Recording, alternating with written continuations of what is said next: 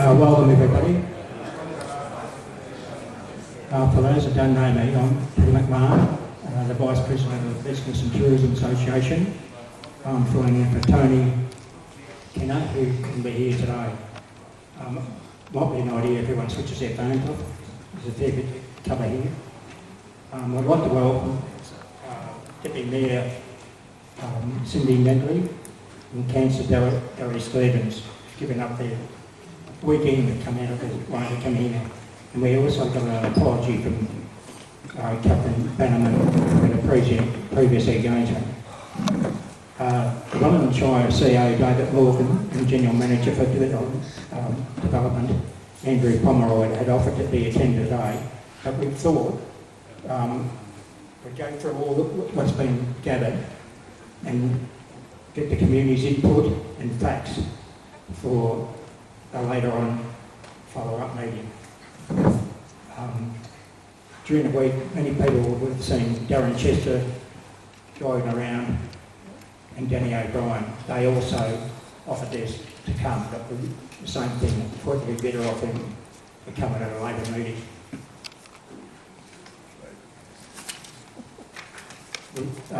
We want you to really look at all the facts that we've got here and know the position the Wellington Shire is in. There are different flood overlays laws between the states and each individual Victorian councils. We want to let you know that the Wellington Shire Council has been successful in removing some flood overlays, put on some latest building applications in Lochsport. The council is still working with the state government and the West Gippsland Catchment Management Authority to understand what their long-term position will be. Well, as we go through the presentations, have your questions, and Ren's going to be his team of guys walking around. Just put your hand up and they'll come to you. We learned this morning that Wilfred cannot be here to live stream it as he planned. His mother was admitted to hospital over the weekend. Roger stepped in to take over, and we've got Ian doing a sound technician. So I'll pass it over to Craig now, and he'll explain it. Thanks, Peter, for the introduction. Welcome, everybody. Fantastic to see a big turnout, because this is an issue that affects not just people with a block of vacant land that are currently being advised that they will never be able to build on it. It's a bit greater than that. It will also ultimately negatively impact on the growth and future prosperity of our town. Yes. So I've had a lot of good advice over the last 3 or 4 years when I've been down here from our political leaders. Darren Chester, Danny O'Brien, Tim Bull and others have always said to me, Craig, as a community, you've got to get your act together, then we can probably help you. In the past, they've had a view that we just have been too fragmented, and as you probably could understand, it's hard for them to actually do anything. So the reason for today's meeting, it's the first of two, that's our strategy. Before we went engaging with the authorities and the politicians, we wanted to share with the town what we've managed. Henry and others have managed to put together as a statement of fact or belief at this stage, to then to take input from you guys during the meeting, and we're going to have a good open session once we've been through the fact presentation. We're then going to invite our councillors to comment on a position statement that the council gave to us yesterday. So we're really hoping that in the course of this we can use the knowledge gained from today, prepare a town-endorsed proposal, and then we intend to invite the police, the DECA, the state government, West Gippsland Catchment Authority and our council officers back here for us to present the submission to, in the hope that they can then give us some answers. I think you'll see in what we're about to share with you, there's a few questions that do need to be answered. just briefly, I've only been here 7 years, others have been here 50 years. So the town didn't really exist in the late 60s, and there's a brief chronology just of the key things. The ones highlighted in red are to do with flooding and the like. In 2004, there was a Gippsland Lakes flood level modelling project undertaken by some fairly high-ranking people, and they prepared a paper about the Gippsland Lakes. They were used as a case study, probably because in terms of Lochsport's part of it, we're on a narrow isthmus and quite unique that we're on the banks of the largest inland navigable waterway in the southern hemisphere, and out the other side we're on the banks of the second longest beach in the world. So if ever there was a spot that the bureaucrats and scientists would like to use as a case study, we draw the unlucky straw, I think. So anyhow, let's deal with it as it is. There's a lot of interest around the state and indeed the country. We've had calls from Stradbroke Island and other places aware that we're really just putting up a question to the authorities. Please explain to us how you come to some of your decisions. I'll just remind the meeting that there's 2,567 properties in Lochsport. Around 800 are currently vacant, and many of those vacant ones are the ones that have been given no-go orders at this stage.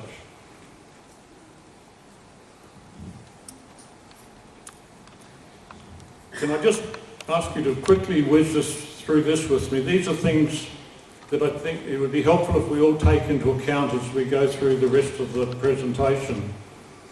The flood overlays as proposed adversely impact landowners and the future of the town. From what we can find, there's only been 2 floods of concern in living memory.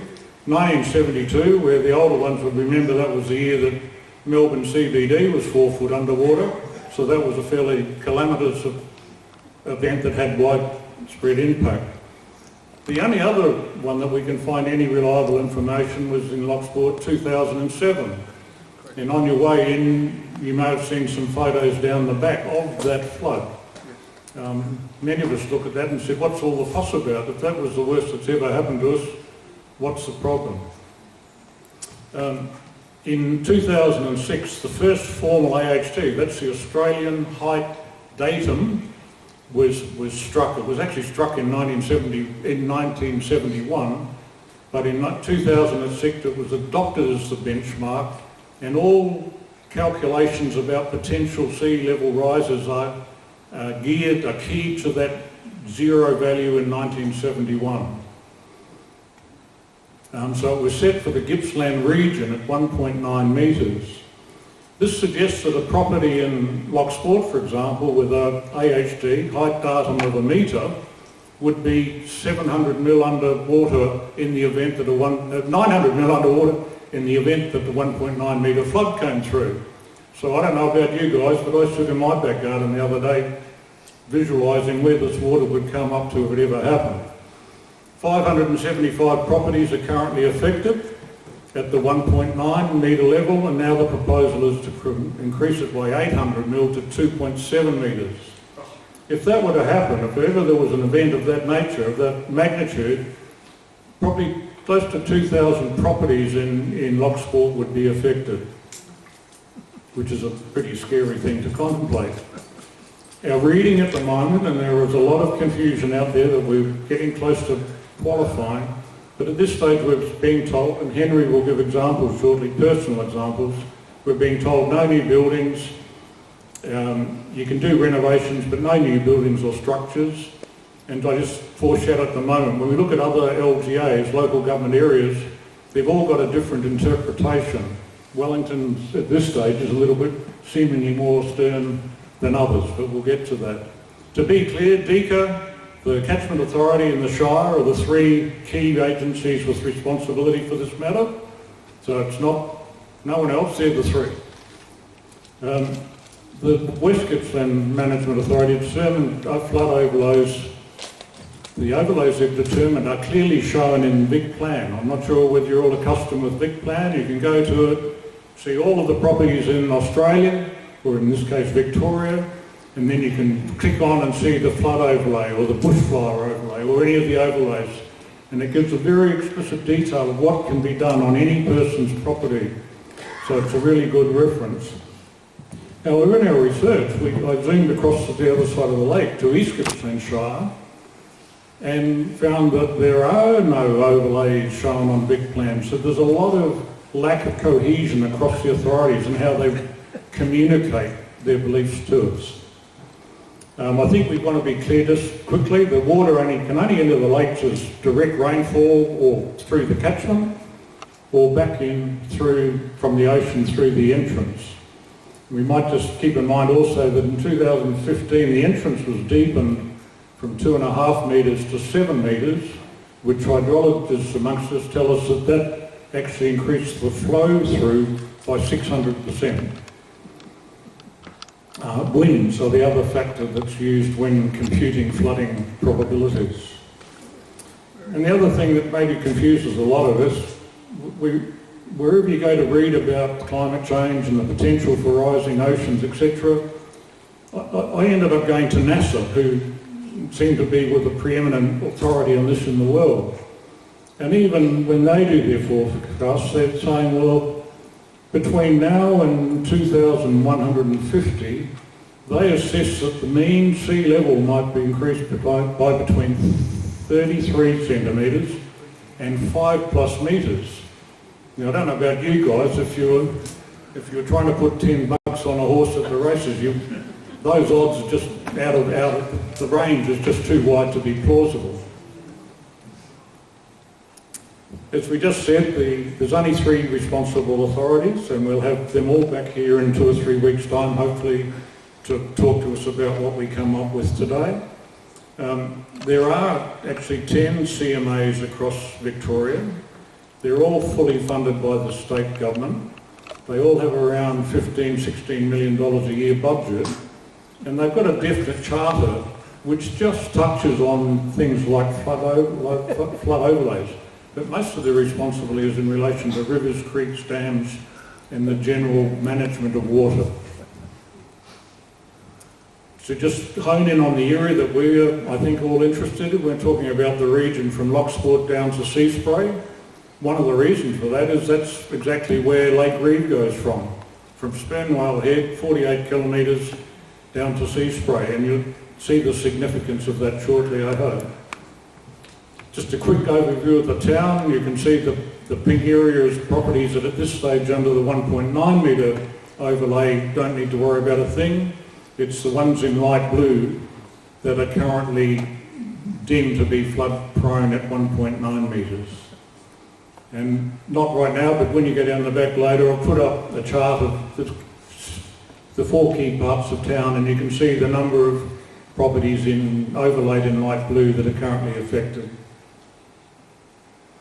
One of the things that will come out shortly is that there's a Track 10 causeway. Most of you know it. It's actually 8 k's from just here down to that causeway. It used to be a track across the mud in about not quite sure, around 2006, thereabouts. It was actually lifted in height by 800 mil and solidified in order to get heavy equipment over to the beach for some purpose, not sure, seismic testing or something. They left 450 mil diameter pipes in it, ostensibly to drain all the flooding water coming out of Lake Wellington, Lake King, Lake Victoria, back around Spermwhale Head, back down into Lake Reeve. They expected that water would just keep going all the way down to Sea Spray. The difficulty has been ever since that causeway, the pipes are that inadequate. They don't actually work as pipes, they work as gurgle tubes, and we'll show you shortly that causeway has actually effectively become a weir. And a very popular opinion at the moment is in the 2007 floods, as the water came round Spermwhale Head from the rising lake, hit that weir, bounced back, and that's what flooded the Lake Reeve side of Lochsport. So just bear that in mind as we go forward. And we'll come to it in a bit more detail what it looks like. But if you go down and stand on that causeway and look back towards Lochsport, the photo in the top centre is what you see. It's a water plane. It's where water commonly is and comes and goes. If you turn 180 degrees and look down towards Sea Spray, you'll find that there's a bit of surface water there, but that whole region over the years has become particularly vegetated. And the simple reason for that is it's not regularly underwater. So the water trying to get through there to dissipate over the next 42 k's gets stopped at this levee and bounces back on Lochsport. For those that haven't seen it, there's an aerial view at the peak of the 2007 flood, and it's pretty easy to see along the Lake Reef frontage. There's a bit of inundation into the properties there, but it wasn't what I would call a disaster. The other photo is the Track 10 causeway before it was elevated, and you can see then, in a time of flooding, the water just simply flowed over and kept going, and that's what's changed. This is a very good video to demonstrate the point I guess I was just trying to make. This is of the 2007 flood, and you can see what a levee bank does. It banks the water up 800 mil on Lochsport side, which caused the flooding along the back of the town here, and there's a 700 to 800 millimetre drop to the other side. One of the difficulties that one of the questions that's looming is we're now told by the Catchment Authority and the Council as late as yesterday that in their view, following further inspections, they believe that causeway, the heightening of the causeway is operating exactly as it was intended, and that the water level will be the same on both sides. Hopefully you've just seen there that actually doesn't kind of stack up, does it? Have they consulted qualified experts on that sort of thing, or is that just their opinion? I'm sorry, do you mind if we'll finish and then we've got microphones, because otherwise nobody will hear your question? We'll come back to you. And just out of interest, out of the official records for the 2007 flood, it peaked in Lochsport at 1.5 metres, which is still half a metre under, or 400 mil under the current 1.9 overlay level. And the SES and other agencies at the time tracked the flood. So I just wanted you all to know that the pictures you see down the back of the worst flood, the water came to 1.4 metres. I guess then we want to think, well, what's the future? How do you manage this sort of stuff? I guess you've all thought about it and looked around, but every sort of reference site you go to, they come back with a different answer. We had Tim Flannery predict all sorts of horrible things. We've had Al Gore predict all sorts of horrible things. And just as a lighter note, scientists are warning the Earth could run out of conspiracy theories by next year if they keep coming true at the current rate. Anyhow, I mentioned NASA. You have a look at that through there, that's their best prediction from 2020 through to 2150. And there's all sorts of variables in it, but they're really saying that it might increase between 33 centimetres and over 5 metres, which I would argue for one is unreliable. If you have a look at the town, the current HD level is set at 1.9, and if a flood came through to that level, the properties around the sides of the town shown in light blue are those that are forecast to be impacted. Currently about 575 properties, mainly on Lake Reef side. So if you just keep that in mind and then have a look at what they say it'll look like if an incident of 2.7 metres came through. I'm sorry for all of us living on the flats, we're doomed. So that's sort of the gravity. And the other issue then, you look at other guesstimates, other agencies, their predictions about just Lochsport, forget the rest of the country, they're all over the place, and it's causing a lot of frustration in trying to establish fact in the matter. Just finally, I'd like to explain AHD, because I think it is confusing. AHD is the Australian height datum, which, as we said before, was set at 0 in 1971. All measurements of sea level since have been expressed in terms of increase above that level. The other thing that's not often understood, AEP, which is the annual exceedance probability, that's what we probably know is 1 in 100 years, 1 in 50 years, 1 in 20 years. So it's just a calibration of, if you're betting longer out, they reckon the risk will be greater, put it that way. And just so you know, this is something I didn't understand. There's a very good online agency run by the Vic Government where you can go onto the map and you can see on the top left-hand corner there are actually datum marks all around Lochsport. And what's more, they're all around Australia. The nearest one to here is actually at Seacombe, the major datum mark. So all of the references in Lochsport are a reference to a Seacombe prime market. It's the height here relative to the market Seacombe. So that information is available. If you hone in on the other side, top screen, it's actually around my place, but there's a prime mark just outside, permanent mark just outside my house. And if you click on that, it will take you to the bottom right-hand. You can see it tells you that my house is 895 millimetres above mean sea level. So if anyone's wondering what we use it, that information is readily available, and it's in street plan or Google Earth format, and we'll happily give you the reference to use that. And then just to sort of throw it out to create a bit of a question. There's a further folly that if my place at Lochsport down here is 895 mil above, has an AHM 895 millimetres, at this stage I'm being told I can neither subdivide nor build a second home. But if I go across to Painesville, onto the foreshore outside the 3880 Cafe, the level there is actually 7 millimetres lower than my house, my place. But if I go over there, as they're doing now, they're just starting the construction of a row of 3-storey townhouses with underground parking.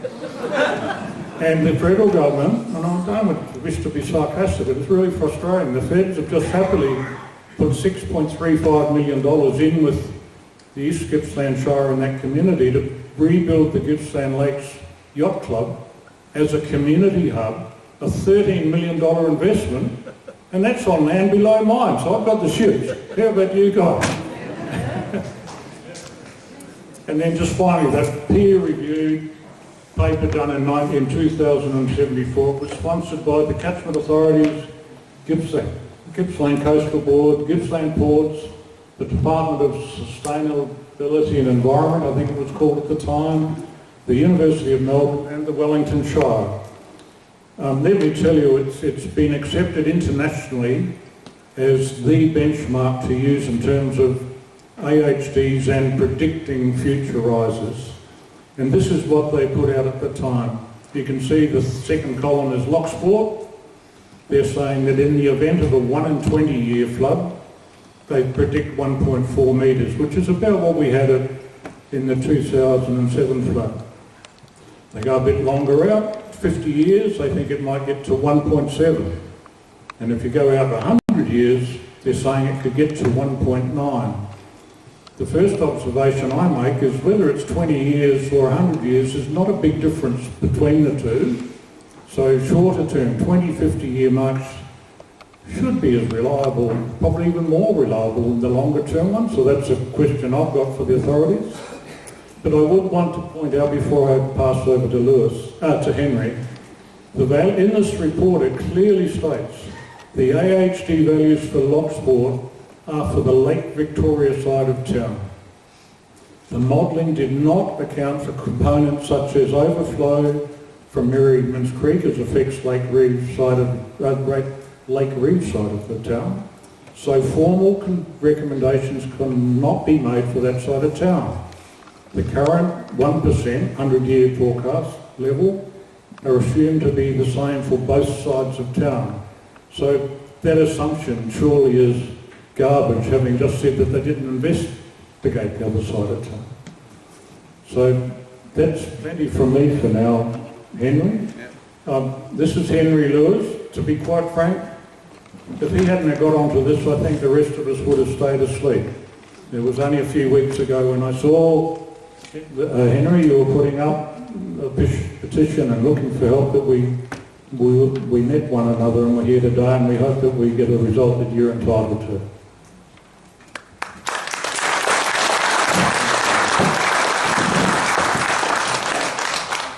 Thanks, Craig, and thank you for everybody coming to attend today. It's a pretty impressive show of numbers. Thank you very much. Just to cover what Craig's showing in front there is information that's come from the Gippsland Council, stating a couple of facts that we know already, and that email and that what you've got in front of you reinforcing what we're going to say. Some of the stuff is already in the document or the letter that a lot of us will receive, and again, just stating the obvious. But there's a couple of things that I want to highlight, and you'll see it in yellow. I think once we get everything and information back to the council, we've got to set a target date that the council and the Catchment Authority come to us with an answer in a reasonable time. We don't want to sit here and have the same meeting in 2 years' time, 3 years' time, and there's no answer. So the environment that I work in professionally, I know how it all works, and we really need to put a timeline on the responses. The other thing that really is upsetting is that this apparently was known by the Catchment Authority in February 2024. I believe the council didn't know about it, and with the Vic Government and the Catchment Authority, they put this letter together and asked the council to send it out to people that have the vacant land and not allowed to build.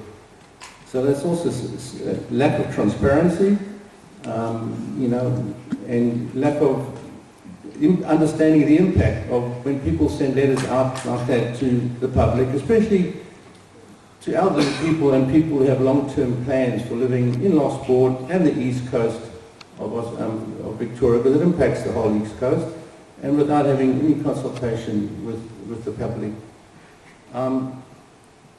So that's really frustrating in the point that rumours start happening, people start assuming things, and then everybody gets upset and everybody points fingers at everybody else, and as Craig says, we try to find information.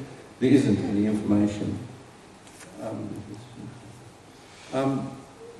So, basically, in the summary of the letter, and I'll go through my slides again as well, is that what they're essentially saying is that the Catchment Authority will allow you to rebuild a house on a property. So if your house is destroyed by fire, for example, or in a flood, they will allow you to rebuild, and they'll allow you to put extensions on it. Now, that may be under certain conditions. I've asked the question what they are, and I have got no response. So with that in mind, then it's saying, well, okay, if you allow people to rebuild a house, why can't you allow people to build a home?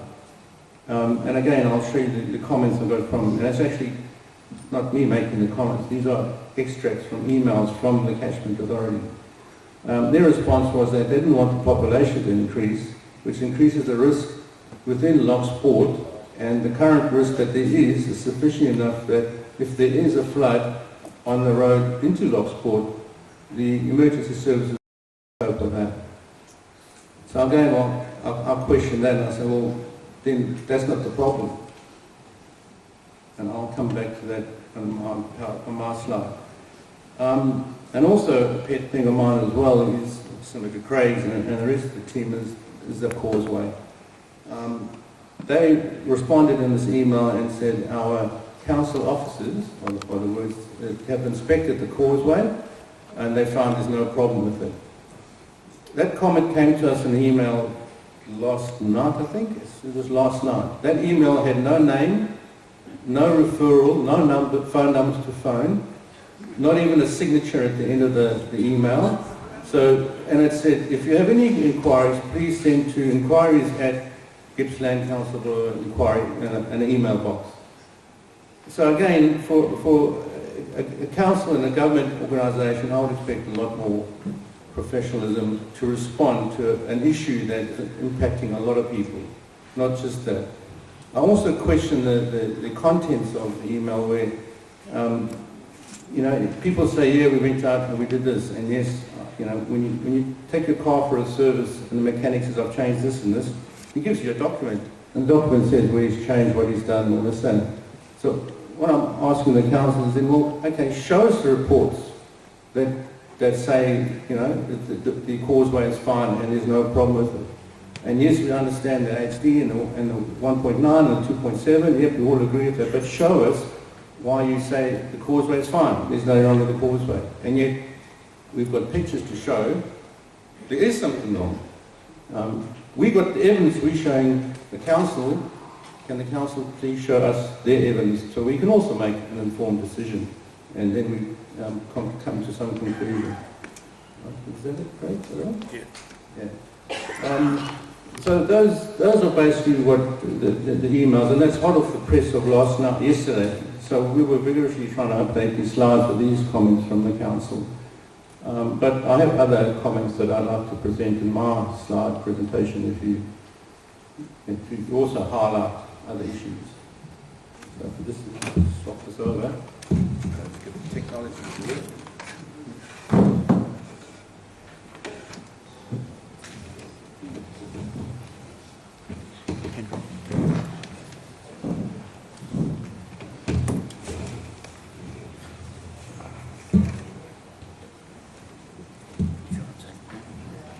Henry, can you move the Craig? Move it a bit.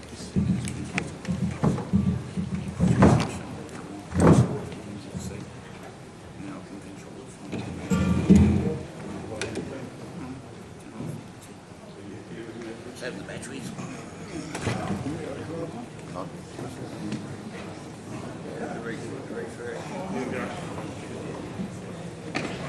So you may find some of the images are similar to what Craig had on his slides. But before I really put this forward, is that I just want to say a few things. Look, I'm not a professional flood overlay engineer or a guru or a causeway engineer.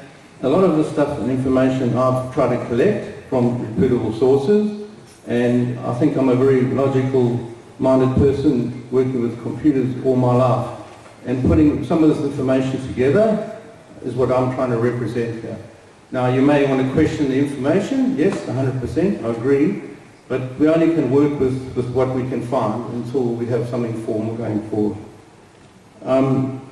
So it's my research and how I think it'll impact Lochsport. And also, I know in all the Facebook pages I've put up, and a lot of responses and lots of emails, I'm not the person to ask, does my number 2 Smith Street Lochsport fall under the flood overlay? I can help, I can show you pictures, I can show you something similar to what you see in front of you, but the best people to find is the Catchment Authority. They will tell you yes or no, and they may say yes, I understand there's some conditions, I have no idea what they are. And the other thing before I really get into it, I just want to wish everybody a happy International Women's Day, because today is the 8th of March, and I hope the ladies get spoiled by their partners. So these are the resources that I've used.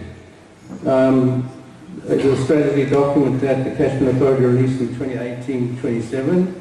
A whole lot of emails, verbal comments that I received from the Catchment Authority, the Shire Council, and yourselves from the Facebook Lochsport Notice Board. I use Google Earth Pro, which is a very good engine that shows a whole lot of stuff, flood overlays, and as Craig mentioned early on. And there's a number of government websites that I've used. Some websites, I did phone the Catchment Authority, and I said, well, this map on this website, what does this show? Does this show the 1.9 or the 2.7? And they said, no, it's the 1.9, we haven't got yet to update it to the 2.7. I said, well, that's great. It's been almost a year since you've known this, and some people may rely on that information, and now it's not accurate. So a little bit of myself. This is not a personal thing for me. I am impacted, I'll be upfront, but I can cope with it, I can cop it on the chin. But we essentially came to Lochsport, we purchased a piece of land in 2016.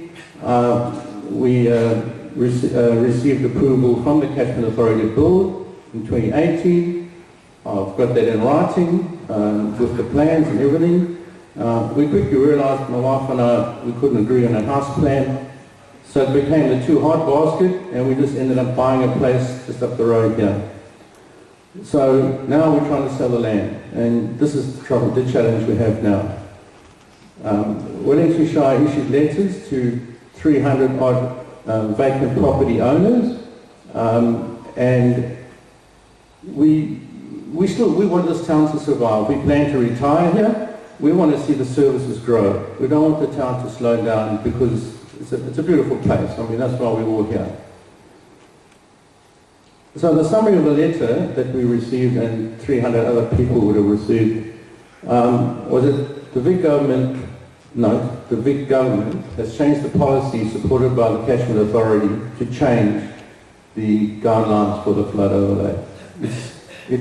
From what I understand and I read, it hasn't come from the council. It's the Vic Government with the Catchment Authority. As Craig mentioned, all plans will now be an extra 0.8 metres up, or 1.9 to 2.7. The Catchment Authority will will not support new applications for build, and they acknowledge the impact on vacant land and the coastal regions, the impact, and I thought, well, that's a bit of a tongue-in-cheek. You should have thought that before you did this thing.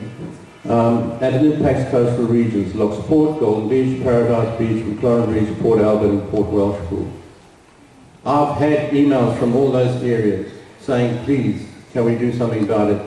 From the petition that I've been promoting, and I apologise if I've been doing it every night to all the Facebook people, but I've had emails from those areas, so we know they've received letters.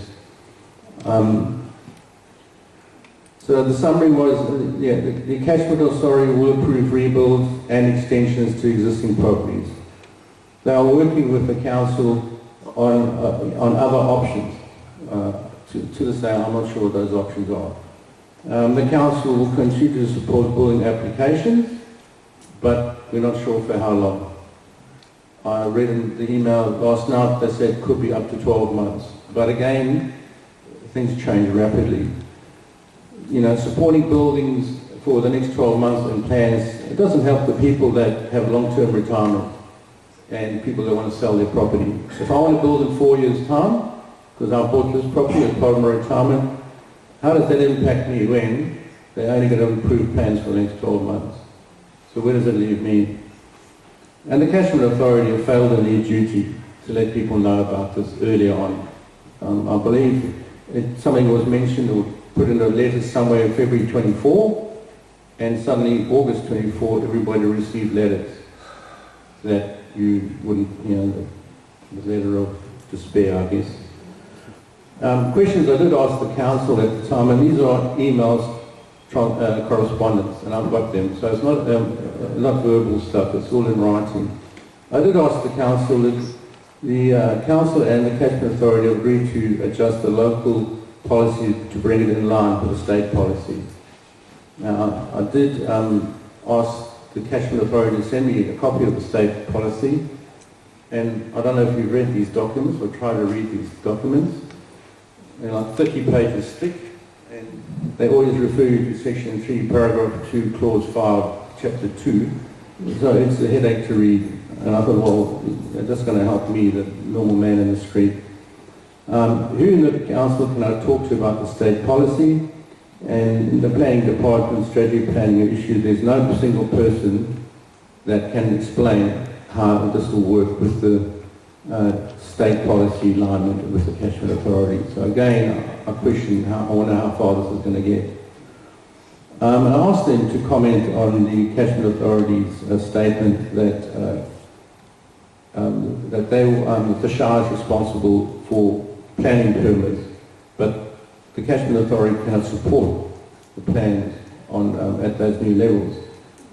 And I got a comment back saying there's been a gentleman's agreement between the council and the Catchment Authority that the Catchment Authority will not take the council to VCAT. And there was a statement. I don't quite understand what it means, what it is. Maybe the council can respond to that relationship. I don't know what it is. Questions I asked the Catchment Authority, their 2018-27 strategic document, to me the risk hasn't changed. So if you look at the table at the bottom, it should be big enough. The first column is current conditions. So prior to, I think, February 24, that's where you could build your house on your vacant land based on those conditions, which is the 1.9 metre Craig mentioned earlier on. That is now, and that table is published in the documents that I have had when I had approval in 2018 for my land. Now they're saying to the council, you can only approve on the 2100 condition, which is the 2.7. So if they're saying to the council, you can approve at the 2.7, but they won't support the plans, what does that mean? It's impossible even to read between the lines sometimes. Other questions is, why approve rebuilds and extensions and not new development? So replacing dwelling constructed at the high floor level or an extension to existing buildings supported because the risk of the property exists and can be managed. So the risk of that property sitting there of 4 people, 5 people living in a home, it can be managed. And the policy reports of not creating or developing or increasing the population at risk, which is a fair comment. You know, okay, we don't want to have more people living in Lochsport and the risk of floods and the risk of emergency services coming to do the rescue. Okay? The decision is and I said, has impacted businesses and people and their lifestyle. He says, you know, we understand that the change in policy has impacts on individuals. The council and the Catchment Authority have agreed to adjust the local policy in the state. Again, I'm not sure, and maybe if the council can provide clarity on that. And I did ask the question, you know, is there... I did ask them the question, what about compensation? And they said, hung guys, sorry, no can't help you with that. So that was a short, quick question. And I did pose them the question that 2 years ago, as we all know, Lochsport had fires right on the edge of town. And we were all worried about it. And when that all happened, everything, and to this time, I haven't seen any restrictions or anything made to people that still want to build property in Lochsport based on a fire risk scenario. So why can't they use the same logic and put regulations around a flood risk management plan as per a fire risk management plan? You know, like, you've got to have a petrol pump for your house, you've got to have drainage in your home, you've got to be 2-3 meters up, or whatever the conditions are. You know, why for one and not for the other?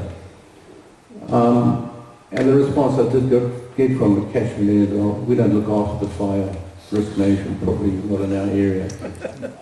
Well, okay, fair enough. Which is a fair comment. So, and the last comment, the flood overlay. This is where I think a bit outside the square. The flood overlay might be seen to divert attention from other issues. And those issues are no funding within government. We all know the Vic government has no funding. And this may be a diversion from the Vic government in saying, well, we don't have funding for any population increase for essential services in these areas, like the CFA, you know, roads, and all the essential services that the government should provide. We don't have funding for that. If the population increases, it means we've got to provide more. Let's just stop building and put a flood overlay on it. That's just a cheaper way of doing it. That's mine. And then the last statement that the Catchment Authority did, so they acknowledge and appreciate the high level of uncertainty and stress. And I thought, well, thanks for nothing, but that's... Okay, so that's me and how I got it. And I did a bit of stuff as well. And as I said earlier on, I'm not a flood overlay guru. I use Google to engine flood pro maps. And if you look at this here, this is the causeway at the bottom here that we're all talking about. Yeah, you can sort of see it there. And this is the end where Lochsport is. So from the causeway, which is just on 8 kilometres, to the causeway, to the Stockhill Causeway, there's a rise of 6 metres from here to there. So, as I said, I'm a logical person, and I understand water flows downhill. So all the stuff coming from the Catchment area, coming there from Lake's entrance, and all the Thompson Dam area should flow into the lakes, and then around it and then into Lake Reeve, flowing downhill. The other comment too that people were saying, oh, what about sea rising? So, okay, let me have a look at that. So this is 90 Mile Beach, we're all familiar with that. Yeah, the sand level there, and it rises up to 16 metres here, and then drops down into Lake Reeve. So for sea rise to create flooding, yeah, you'd have to have a tsunami come through or something, which is, then we've got nothing to worry about if a tsunami comes through. But anyway, so to me that doesn't sound practical. The other option people are saying, yes, it'll come through Lake's entrance. Fair enough, it's lower, yep, and it'll come through Lake entrance, but then again, it should all flow downhill. As I said, I'm not a flood over guru, I just think things logically. Sometimes it'll flow down into Lake Reeve, under the Stockhill Causeway, and down towards Track 10. Now, this I try to depict it, this diagram. Yeah. So, there are 3 culverts in the causeway at Track 10. This culvert here is 1 metre on this side. It's a 2 metre high causeway. This is Google Maps, so please, the data may not be 100%, but as I said, I try to use sources. So it's 1 metre, 2 metre, and it's 1 metre. So the causeway is almost like 0.8, like we were saying earlier on, and it takes the 1.9 metre for it to flow over the causeway. And then there's the red line here is 2 metres, 2 metres, 1 metre, and then the third culvert at the end is the 1 metre, 2 metres, causeway of 3 metres of rising of it, and 2 metres. So this is not a causeway, this is a weir. And I actually looked up, tried to find out what the difference was. And a weir is built to hold water back. And the causeway is built with drainage to allow the water to flow through with levels on each side, and you're still allowed to take transport over the top. Okay, I learned something. So, with all my pushing for this petition signing since November, I've had a lot of responses from people within Lochsport. And I just want to share them with you so that we understand, the council understands, and hopefully the message gets through to the Catchment Authority that this is impacting a lot of people.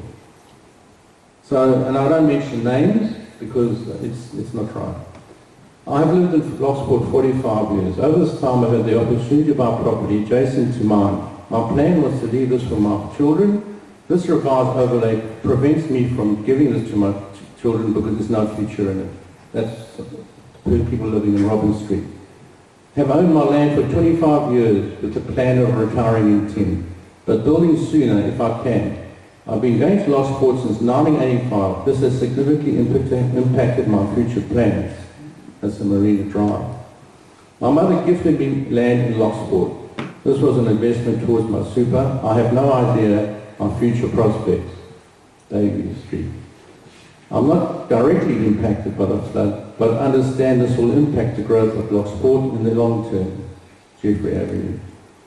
I purchased it. This is the hard one that I find very hard to really take in. I purchased land in 2022. I performed all due diligence, fire risk, flood overlay, survey report and conveyancing. After receiving the letter from the Catchment Authority in August 24, I called the Catchment Authority. They will not approve the bill. I called the council. They will improve the plans. However, it's a higher risk that the Catchment Authority could reject the plans. And I think this is where this VCAT relationship comes in. I'm not 100% sure. I have spent $130,000 on my piece of land, and now I have nothing. And now there's also the chance the bank could come and recall my money if they understand what's happened to the value of the land. Now that's heartbreaking. That's from a couple that's 30 years old, and they live on the other side of Beckman Marsh in Melbourne, and you can see how far they've travelled and how much they want to come and enjoy Lochsport. My property isn't in the flood zone, however I stand out with those. I first came to Lochsport in the 70s when it was a single dirt track and no electricity. I've seen services and utilities grow as the population grew. These flood overlays are unrealistic and will impact us all. Indirectly, property values, insurance and risk services move away, Central Avenue. Even after inquiries to the relevant authorities, I'm still required to pay rates on the land that cannot be developed, pay vacant land tax and land tax levy, pay Gippsland water and quarterly fee for sewage connection that now cannot be connected. The flood overlay has made my land worthless, which is devastating as it is an investment of our future, Wallaby Street. I have my land for sale and not directly impacted. However, the council letter impacted flood overlay residents that had placed However, the council letter impacted overflow residents has placed a question on the value of my land now, and now people are debating the pricing of land in Lochsport. And again, it impacts the whole of East Coast, not just Lochsport. A couple more, please. Just bear with me. Review and revise the flood overlay conditions to allow for more flexibility.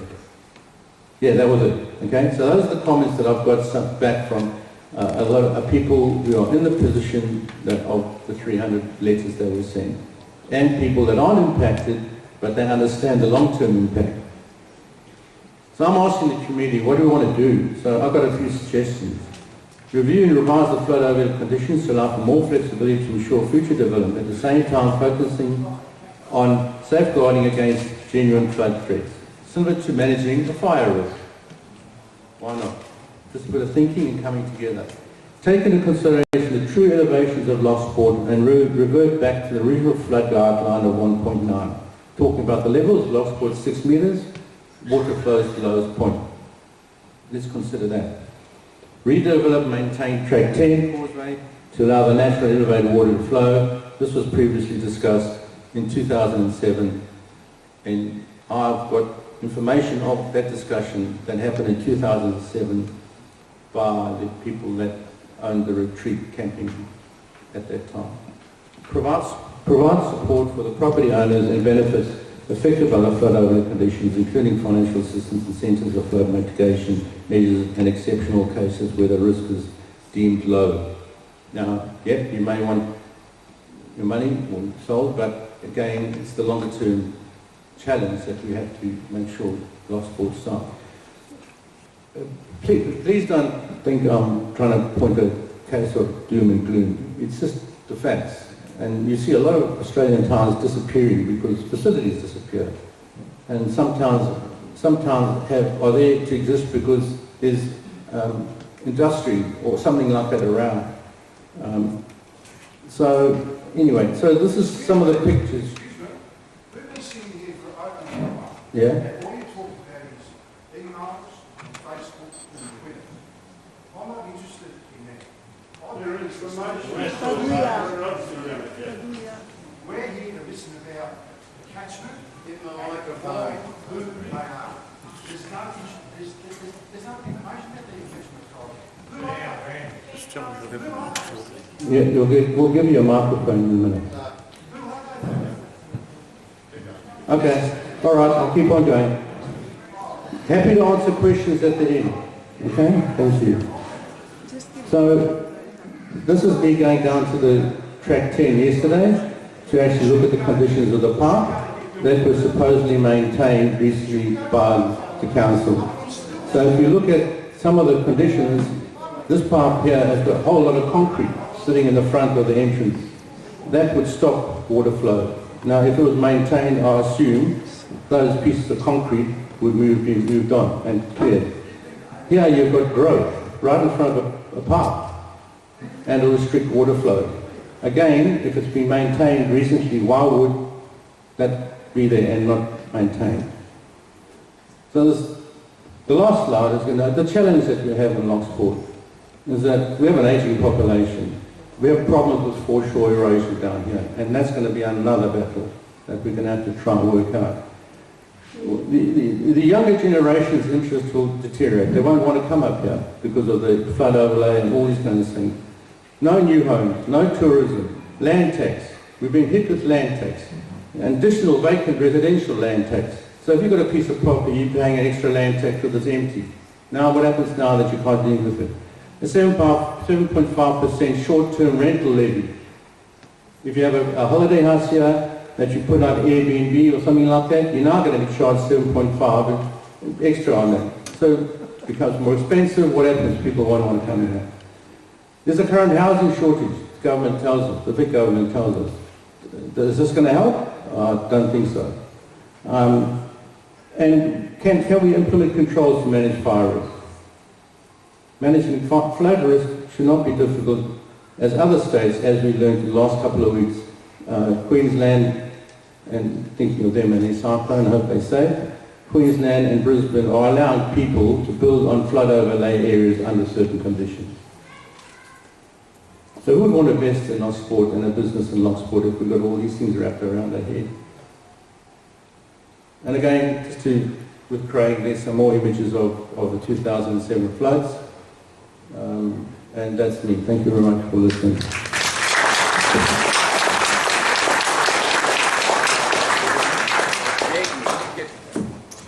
Guys, thanks for being patient. It is a really complex thing, and I think as you'd agree now, there's overlaying different lines of authority through the different agencies. It can be a very emotional thing for reasons that Henry just outlined, like it has affected a lot of people's aspirations to be part of making this a great town. If you think about it, on the other hand, on a positive note, as I mentioned before, we're on the banks of the second longest beach in the world. We're on the banks of the largest navigable inland waterway in the southern hemisphere, where we've got the nets out of the lakes, we can go fishing, we're going boating, we're doing everything we possibly can to give Lochsport a chance to capitalise on its three key things: boating, fishing and nature. So to be facing developmental hurdles, if they're explained and clear and qualified, we say, okay, well, we accept that. But when there are so many doubts and contrary emails going backwards and forwards from the agencies, it's quite frustrating. So thanks for being patient. I hope everyone's learned something out of that. And now we sincerely want to throw the open mic. Ren, if you would like to have something to say, some input, please raise your hand. We'll bring the mic to you, and I'll do my best to move it around so everyone gets a go. Thank you. Sorry, I just want to add to thank you very much to those that have signed the petition. It's just, I think, almost just under 3,000. Trusted friends of ours have said we need 10,000 for it to be debated in Parliament. We may not reach that target, but more the better. Thank you very much.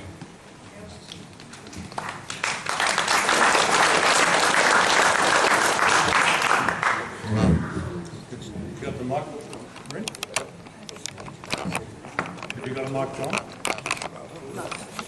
There you go, Captain.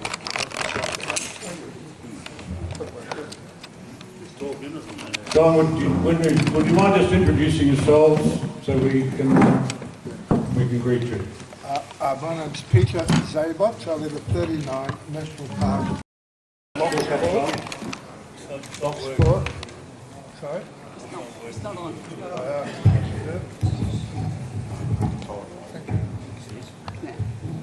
My name is Peter Zabot. I've been in Lochsport for approximately 35 years. I live at 39 National Park Road, Lochsport. I'd like to just, I agree with everything basically you've said, and I think you're spot on. However, I'd like just to add a few minor things which are part of what you've said. Put it closer to the amount. No. In the end of it. Yep. In the end of it. There? Yeah. Okay. I'd like to add some things of what you've said, to what you've said. When you go across to the lake, across the causeway, that's Lake Reed there, and you will find that people think there are tides in Lochsport. We don't have tides. The only tide we had would probably go to about 200 mil. The barnacles and the little things that grow on the rocks will tell you that. Barnacles do not grow, right, in open air, they grow in water. Okay, so you'll understand where they grow. And you'll see the barnacles are out of water, and about 200 mil, 6 hours later, or more hours later, they're up to the top. So that is our tide in this lake system. In Lake Reed, we do not have a tide, and in the main lakes, but we do have a wind surge. People, we have a wind surge. Now, when we have a wind surge and we have high water coming in from flooding all over the mountains coming into our lake system, and the wind blows from the northeast, the wind stops the water from going out and blows it back in again, more water from the top, and the water then rises. That isn't mentioned anywhere, and therefore we have a slight flood, only because of that wind surge. If you look at Lake Reed, you will see Lake Reed, you can walk across it for about a month sometimes. It's totally dry. You can hop on a push bike and you can ride across it. And then all of a sudden, the water comes in and people say, oh, well, the tide came in. Look, there's no tide. The wind blows the water in if you go there and have a look. And then you go back and the water's been coming in for a couple of weeks and all of a sudden, it goes out for a couple of weeks. Well, tides work on 6 hours. I'm sorry. We're getting you. Your point is that you think wind is an important factor? Well, in surge. Okay, well, can we take that on notice? It's understood presently, yeah? Yes. Okay. Okay, thank you. Thank you very much.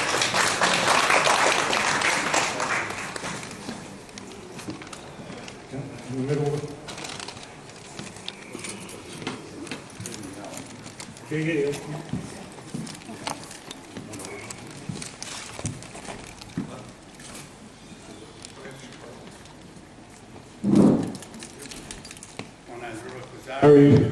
We've just come up from McLaughlin's Beach for this meeting.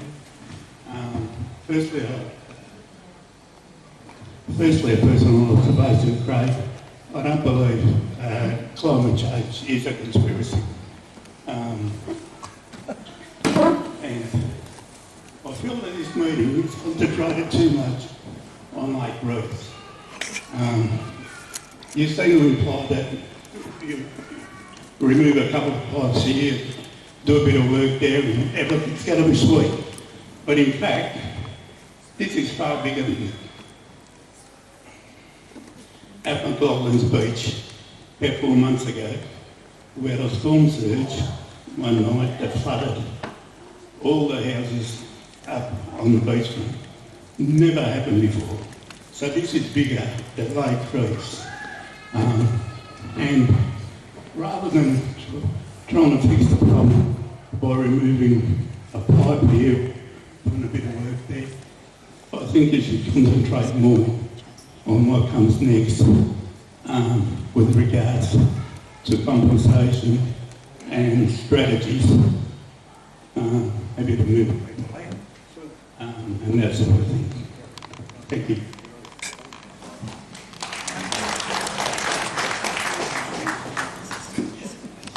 Adrian, in the middle, please. Thank you very much. Look, there seem to be three key points that I can see. One of the areas is validation of the information that the authorities are working with. And I think we all need to be convinced of the veracity of that information and whether it's accurate and whether it can be scientifically backed up. So that's the first point, really, that I would make. The second point, I agree with the gentleman just afforded me before, it's in terms of compensation of this whole thing needs to go forward. Well into the microphone here, we'll try that. There needs to be a compensation thing built into all of this. Because I think if they can justify the figures they're using, then in due course something will happen here and we will be affected by the flood overlay. Therefore, it's very unreasonable to consider the people, like the examples we had, that have owned the properties for many years or even bought recently, are completely out of pocket. They have a worthless piece of ground still being asked to pay costs and outgoings and all those sort of things. So that's an important area to address as well.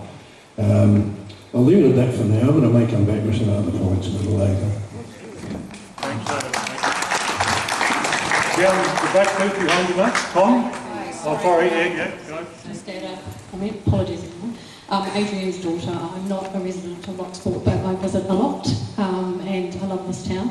Congratulations to you all for that presentation. I thought the amount of effort and work that you put in to clarify that for everybody was really, really valuable. Just to continue from what Dad said, I just wonder if there's an opportunity perhaps to think about practically how the community can react to this problem. And the first thought that jumped to mind was, could we run, for example, a anonymous survey online, asking people who are affected to actually let us know the financial impact on them personally. So if we had 300 people who were directly impacted saying exactly how much money over, say, a 10-year window, not counting the actual value of the property, it actually affected them, then we would actually get a monetary value. If we also then consider the rest of the town, so to your very valid points, when we look at services, when we look at properties that are not being developed, building and infrastructure, what is the impact over a 10-year period? And also to everybody that owns a property that now possibly has a loss attached to it if they ever tried to sell it, what's the true loss to those individuals? If we went to the state government and we said, Lochsport has an X million dollar problem sitting right here, this community is at loss for this much amount of money, and the collective income for this community is less than 5% of the size of the problem, you can see why the community thinks this has to be dealt with. You need to pay attention, you need to respond to emails, you need to sign emails, because it's that big of a problem. And then the second point of that, I found working with government, you need to make something that you think is your problem, the problem of the government. So if we go and say, this is how miserable it is for all of us, they go, all right. If we go and say, the knock-on impact of you doing this to us means this for you, this many people who have nowhere to live, this many people who will be on government assistance, this many people, and we get a financial value for them, not just the financial impact on our community, but actually what does it mean for Victoria if you don't sort this out? Thank you.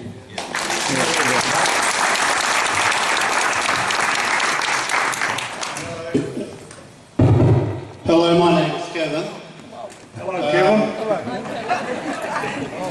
The Hagen Sea Spray.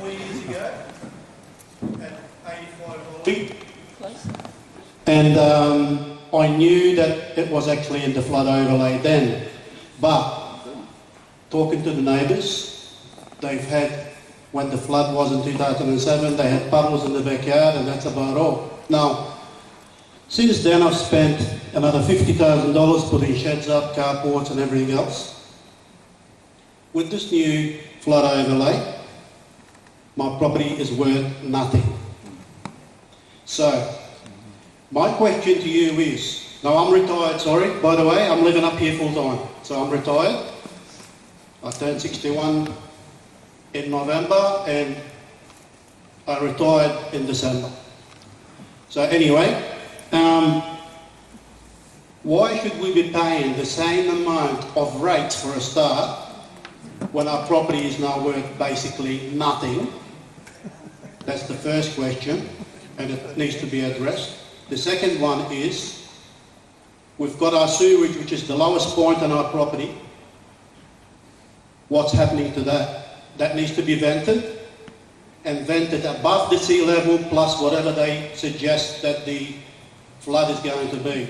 Otherwise, what we're going to have is sewage floating everywhere in time. So people that aren't actually living in my area, which will probably be out of the flood, will still be affected because there'll be a lot more diseases flying around. So that's my two questions for you. Thanks, Kevin. Good report. And right down the back, please, Peter, behind you. Peter.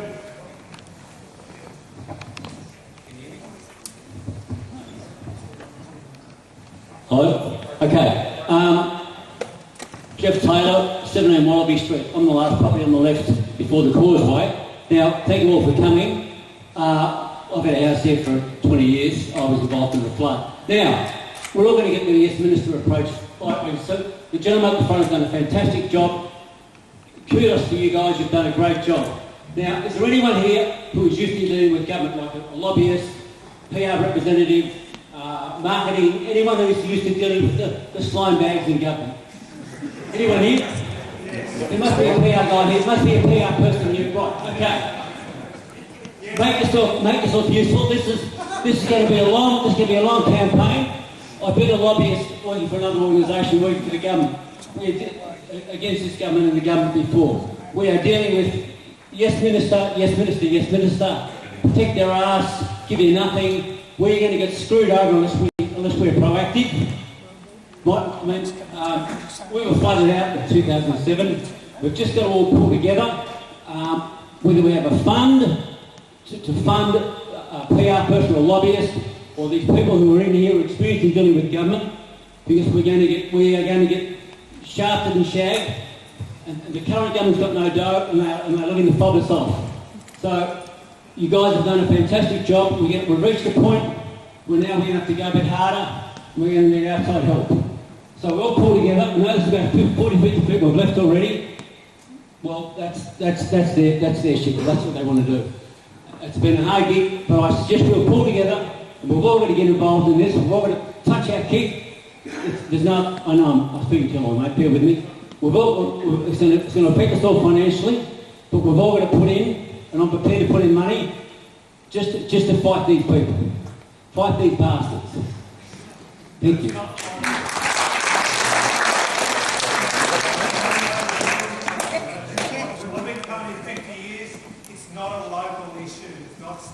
Excuse me, could you get the microphone, otherwise we can't.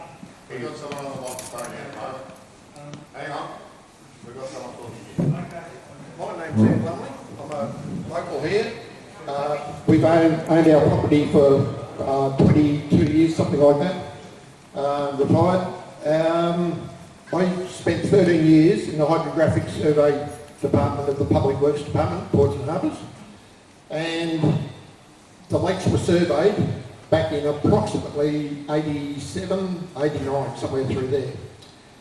Those charts were in Mike Jubb's office in Lakes Entrance, fully surveyed. So all the facts with datum lines were on it at that time, and that everyone knows in the system how they relate to the new AHD.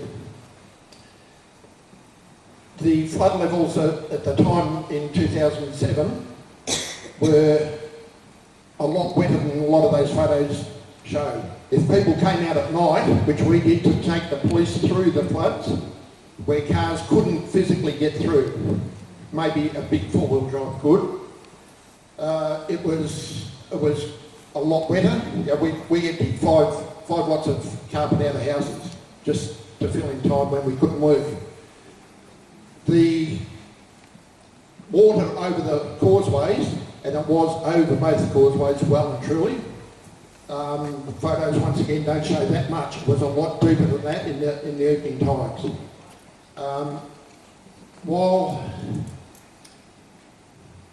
it doesn't really affect me one way or the other, whether it stays as floodland or it's built on, it doesn't really worry me too much. But all I want is the council to be honest, and it's a little bit, as I said before, yes minister, and that's what we're seeing on the sidelines. Sorry, Cindy. No, thank you for that. Can I just make 2 points for the protocol?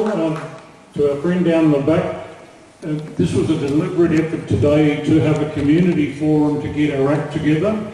You can rest assured that when we now go forward with a consolidated submission to the authorities and the councils and our local politicians, I can promise you that there was Win TV and ABC Radio and a few others wanted to be here today, but we asked them just to hold off until we had got our act together, so we'll get plenty of publicity. To my other friend, thank you for that. Quite frankly, please introduce yourself later, because we'd love you to come along and be part of the team that puts together our final submission. That would be great.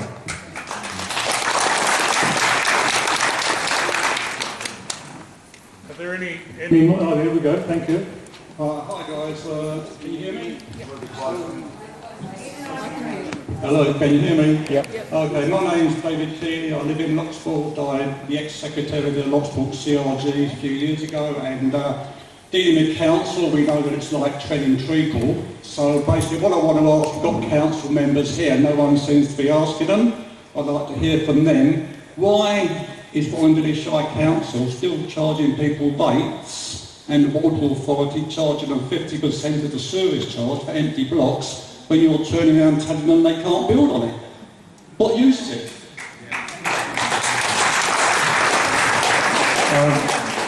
If the meeting's happy, we'll take that question on notice.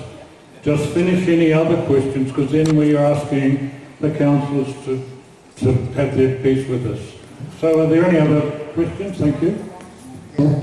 Hi everyone. Steve Reid. We purchased our block of land on Toorak Avenue in the middle of the pandemic, probably the worst time, but the property value from the council has doubled in that time, even though obviously we received the letter that we were unable to build. I then rang the authority and spoke to the authority myself, because that's what I do. And they don't have the authority to block, but they make recommendations. The council are the ones that can approve or block. I also went through the bushfires in 2009 and was unable to rebuild. I think one of the things that we need to do as a community here is, yeah, we can give a whole heap of evidence and whatever else. We need to offer both the council and the government a solution of moving forward. We can't shut down a community, and again, the government wouldn't want a community shut down. They are looking at risk and talking to the authority. One of the major risks that they highlighted was the inability to be able to egress from the town in the event of a major flood. It's not just about the houses, it's about people's safety. And the inability to be able to egress from the town highlights the fact that the council would have the responsibility of the roads themselves. The roads would be underwater, people wouldn't be able to egress, even if they were at higher levels. To get out of the town, they can't do it because the road itself, based on the overlay, and I looked at the overlay as well as you would have, that the roads themselves are too low. So, you know, we need to put through solutions similar to after the bushfires where, yeah, you can build in certain areas with certain building conditions. There's a number of bushfire overlays from both the King Lake Fire and the Canberra fires of minimum build requirements within certain areas. Lochsport has the same bushfire overlay. Is making recommendations to the authority, the council and the government about what those building regulations could be. To be able to build safely, to protect lives safely and to egress from the town safely in the event of a flood. So, you know, I certainly commend the information you've done, but I think one of the things that we need to put through at the end of this is here's all the information, our recommendations, such as, you know, solutions. You know, the government needs solutions. If we go with them with a problem, they'll just say, yeah, that's a problem, someone else's problem. We need to go with solutions as well as evidence one. Thank you.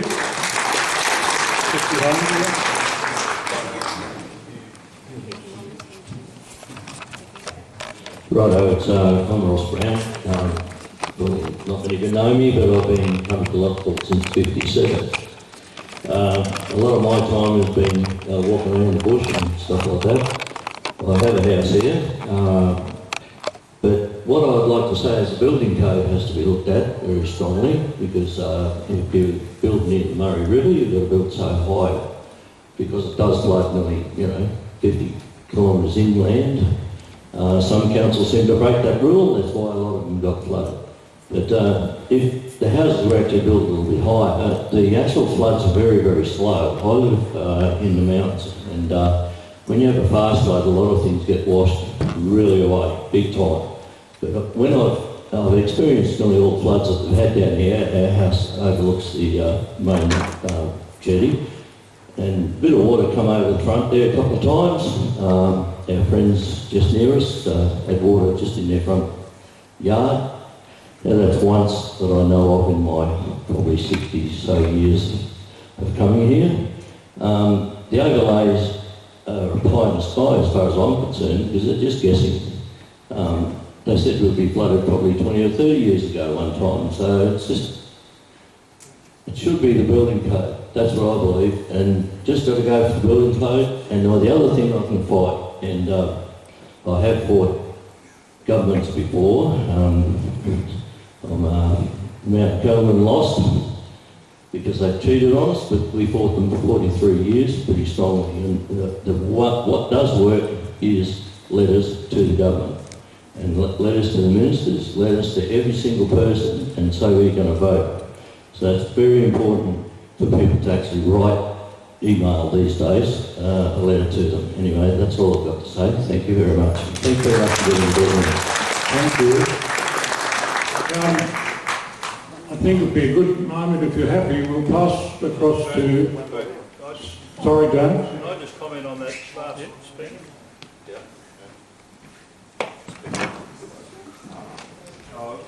Is that working?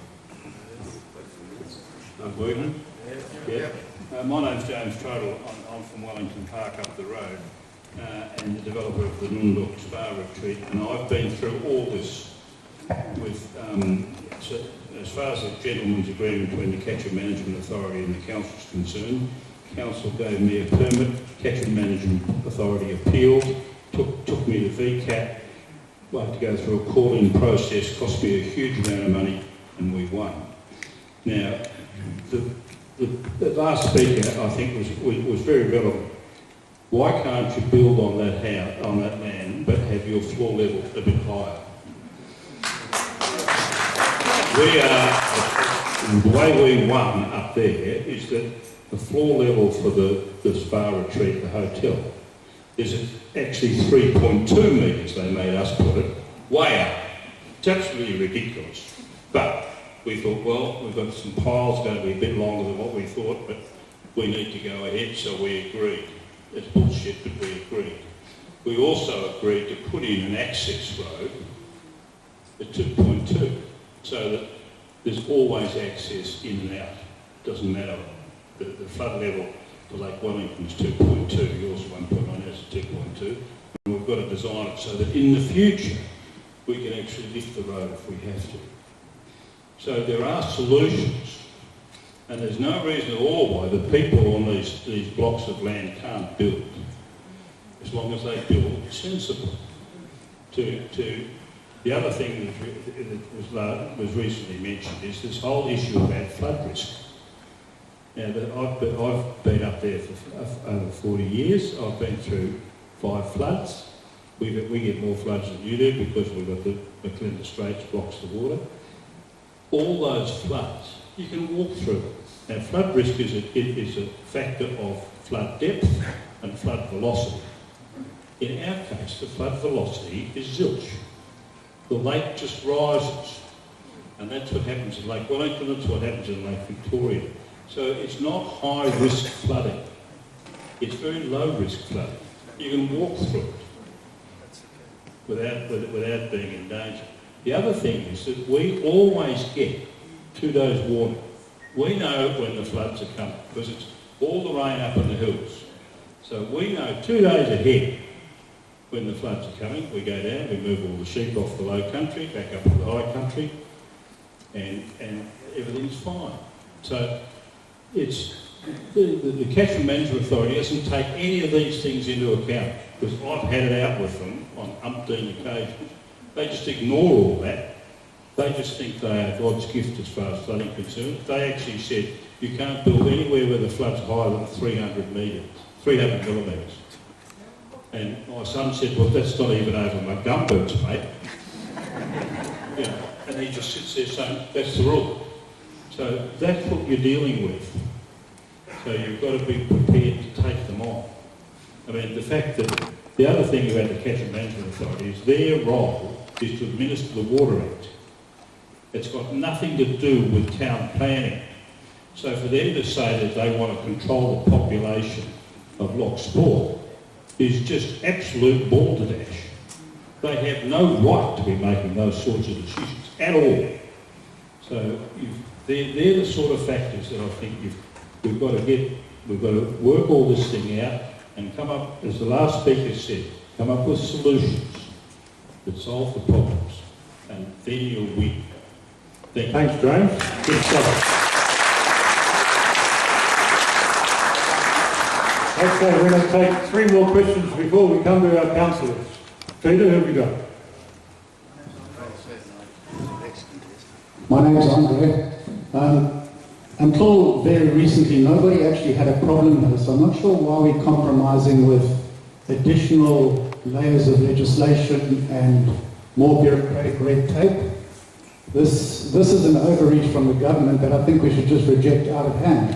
There was a very good presentation put forward there that actually proved that some bureaucrat, some pencil-pushing bureaucrat, is just, I don't even know how to describe it, but that there isn't a need to go to extra compromises of, if you want to build, then you need to build it 300 millimetres or whatever higher. Housing is already double, it already takes more than double the amount of time now to build a house than it did 20 years ago.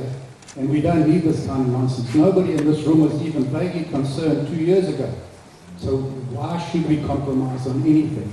It's a case of go back to the drawing board and give us a reasonable answer to this nonsense. Thank you, mate. Thank you.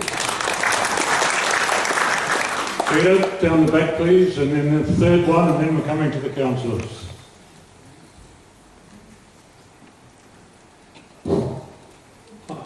Clinton, I'm down in Christopher Court, so yeah, I'm in the flood overlay, but I'm actually on 3-metre posts, which, as the up the front says, is a great thing to be on when I ran a string line across my land and the most I'm going to get is about a foot of water. A couple of questions for the council, though, specifically. In the council building requirements for sheds, fences and other sundry structures, it specifically says we're not allowed to raise the level of our earth to contain the water. I can literally flood through my house with a with a half-metre berm down the back of my block. If everybody along Lake Reed does that, we can all sit there and fish when the flood comes past. Now that'll cost a little bit of money each, but at the moment, if we look at that map up there, what we say, just under 3,000 houses in Lochsport, they are all, even the ones on the highest hill, are going to be untenable. If nothing else, you're about to get the other 2,000 houses worth of sewerage running through your place.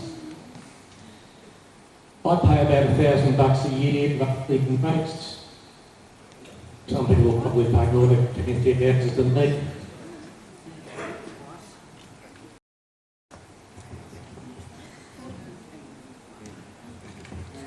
What happens is, we all put our money together, and this thing you can get to the council that we're doing nothing. I would not say they're doing roads, but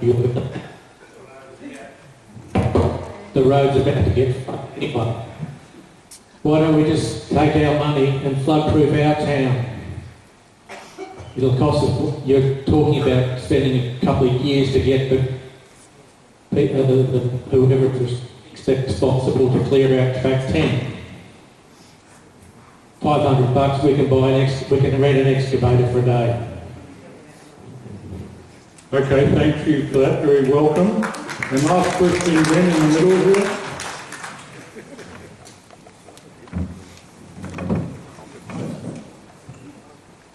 Can you hear me?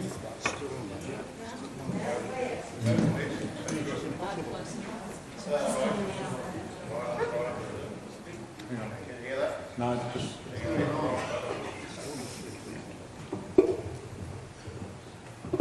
How's that? Is that better? Yep, go for it. Yeah, my name's Neil.